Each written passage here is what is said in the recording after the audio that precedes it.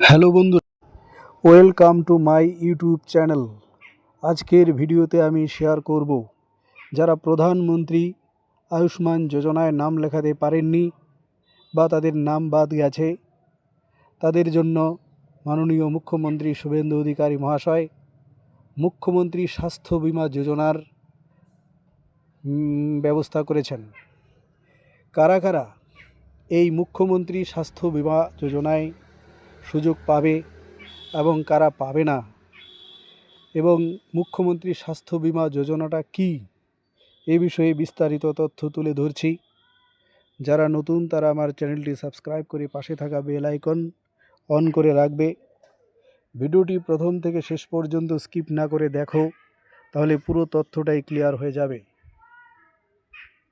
পশ্চিমবঙ্গ সরকার রাজ্যবাসীর জন্য একটা গুরুত্বপূর্ণ স্বাস্থ্য পরিষেবার নির্দেশিকা প্রকাশ করছে। 25শে জুলাই 2026 তারিখে রাজ্য স্বাস্থ্য ও পরিবার কল্যাণ দপ্তর থেকে জারি করা বিজ্ঞপ্তিতে মুখ্যমন্ত্রী স্বাস্থ্য বীমা যোজনা বাস্তবায়নের বিস্তারিত নিয়মাবলী প্রকাশ করা হয়েছে। যে সমস্ত বাসিন্দা স্বাস্থ্যসাথী কার্ডের সুবিধা পেতেন কিন্তু কেন্দ্রীয় আয়ুষ্মান ভারত প্রকল্পে অন্তর্ভুক্ত নন, মূলত তাদের জন্যই এই মুখ্যমন্ত্রী স্বাস্থ্য বীমা যোজনার স্কিমটি চালু করা হয়েছে। 22 জুলাই 2026 তারিখে রাজ্যের মন্ত্রিসভার বৈঠকে এই প্রকল্পের চূড়ান্ত অনুমোদন দেওয়া হয়েছে। স্বাস্থ্য ও পরিবার কল্যাণ দপ্তরের অধীনে স্টেট হেলথ এজেন্সি SHA এই পুরো পরিকল্পনাটি পরিচালনা করবে।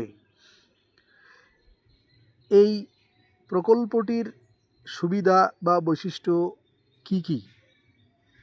5 লক্ষ টাকার ক্যাশলেস চিকিৎসা, অর্থাৎ প্রতিটি পরিবার প্রতি বছর 5 লক্ষ টাকা পর্যন্ত বিনামূল্যের সরকারি সুযোগ সুবিধা পাবে। তারপর পরিবারে কজন সদস্য রয়েছে তার কোনো ঊর্ধ্বসীমা নেই। প্রকল্পটি পারিবারিক ভিত্তি হলেও পরিবারের প্রত্যেক সদস্যের নামে আলাদা আলাদা ডিজিটাল কার্ড বিনামূল্যে দেওয়া হবে। যে কোনো পুরানো রোগ প্রথম দিন থেকেই এই বিমার আওতায় আসবে।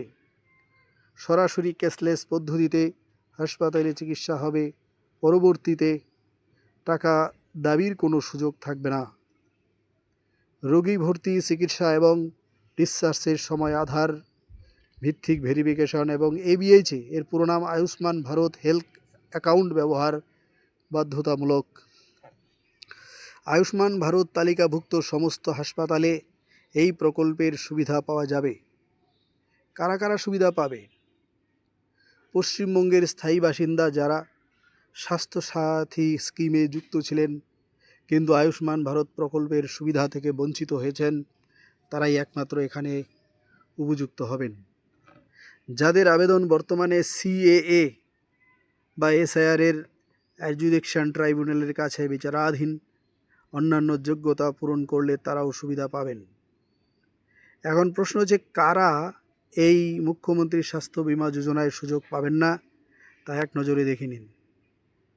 সরকারি নির্দেশিকা অনুযায়ী নিচে 9টা ক্যাটাগরি আছে। সেই 9টা ক্যাটাগরির লোকেরা বা পরিবাররা এই সুযোগ সুবিধা পাবে না। পরিবারের আর্থিক আয় যদি বার্ষিক 8 লক্ষ টাকার বেশি হয় তাহলে এই মুখ্যমন্ত্রী স্বাস্থ্য বীমা যোজনার সুবিধা পাবে না। 2, পশ্চিমবঙ্গ স্বাস্থ্য প্রকল্প বা কেন্দ্রীয় সরকারি স্বাস্থ্য স্কিম এর আওতায় থাকা কর্মী এবং পেনশনভোগীরা কিন্তু সুবিধা পাবে না।